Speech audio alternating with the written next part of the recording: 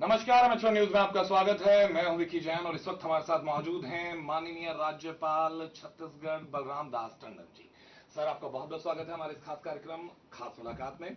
शुरुआत में करूं माननीय से सवाल पूछने की, उससे पहले दो चार चीजें मैं बताना चाहूंगा। ऐसा लगता है कि एक पूरा जीवन इन्होंने राजनीति में जिया है। 1900 मैं 51 की बात करूं, उससे पहले 16 साल की उम्र से राजनीति में अपने आप को ये ला चुके थे। लगातार पार्टी के साथ जुड़े रहे, जनसंघ के साथ जुड़े रहे, पंजाब की राजनीति में एक बहुत बड़ा रोल निभाया और अब एक नई भूमिका में है, राज्यपाल की भूमिका में है, छत्तीसगढ़ के राज्यपाल की। तो शुरुआत में सर आपसे इसी सवाल से करना चाहूंगा कि वो 16 साल से आज तक का सफर कैसे देखते हैं सर?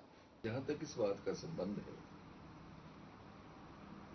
राजनीति में पदार्पण तो हमारा 1951 से हुआ जी उससे पहले हमारा राजनीति से संबंध नहीं था, आरएसएस से संबंध। जी जब मैं कॉलेज के अंदर गया इन 1943, तो तब आरएसएस के साथ हमारा संबंध आया। तो इस ऑर्गेनाइजेशन के साथ हमारा संबंध काम करने का मौका बना रहा। उससे हमने बहुत कुछ सीखा। जी कई संस्कार तो परिवार के होते हैं ज्यादा प्रबल, और खास करके छोटी उम्र के अंदर आपको जो संस्कार परिवार से मिलते हैं वो कहीं से नहीं मिलते। बिल्कुल। You learn a lot.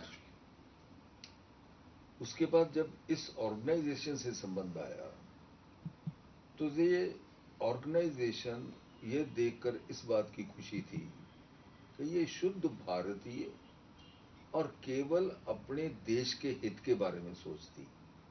इसका और कोई कल्पना नहीं। ना उन्होंने राजनीति के बारे में कभी विचार किया। उनका एक ही लक्ष्य रहता था, मैन मेकिंग। और देश के अंदर हालात बदलते हैं, बदलते रहेंगे, लेकिन ये देश अगर अपने पांव पर सही ढंग से खड़ा होना है, तो उसके लिए लोगों का आचार विचार, उनके थिंकिंग, वो देश हित के बनने निहायत जरूरी है, जिनके लिए country first and everything later on. तो इसी बात को लेकर, क्योंकि अपना घर परिवार भी हमारा, उन लोगों के साथ परिवार भी हमारा ऐसा था जिसके अंदर देश की आजादी के लिए तड़प थी, तो वो कुछ खून से था। बचपन से लगता था कि जुड़ना है इसी तरह की तो चीज। साथ इसके साथ जुड़कर हमें और काम करने का अवसर मिला। जी तो इस नाते से अपने इनके साथ काम करते हुए हमें ये शुरुआत की। बिल्कुल। 1951 में जब भारतीय पंजाब के अंदर भारतीय जनसंघ ने राजनीति में जाने की सोची थी, आपका इरादा कैसे हुआ? उसमें यह था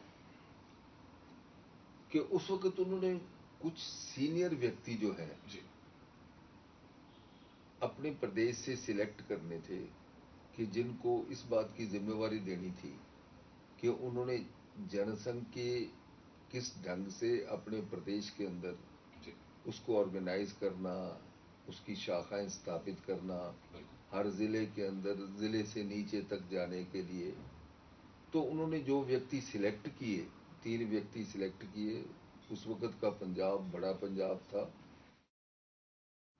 चाहे ये आधे से कम था जो पंजाब भारत और पाकिस्तान के अंदर बांट में 2 हिस्सों के अंदर आया। जी उधर उस वक्त जो जिले थे बहुत बड़े बड़े जिले होते थे। उधर 16 जिलों का पंजाब पाकिस्तान में चला गया और ये 12 जिलों का पंजाब इधर आया।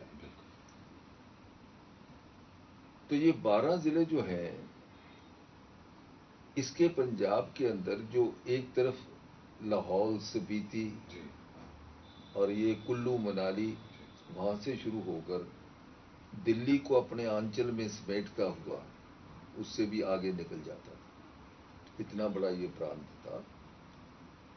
तो इसलिए उन्होंने ऐसे 3 व्यक्तियों की जिम्मेवारी लगाई कि इतने बड़े प्रदेश के अंदर एक कोने से लेकर के दूसरे कोने तक इस प्रदेश में जनसंघ की स्थापना और भागदौड़ के लिए हमें उसको किस ढंग से काम करना है, उसके लिए एक व्यक्ति पर्याप्त नहीं हो। तो उसमें 3 व्यक्ति तय किए। एक व्यक्ति हरियाणा, जो आज का हरियाणा है, जी उस क्षेत्र से था, एक मैं था।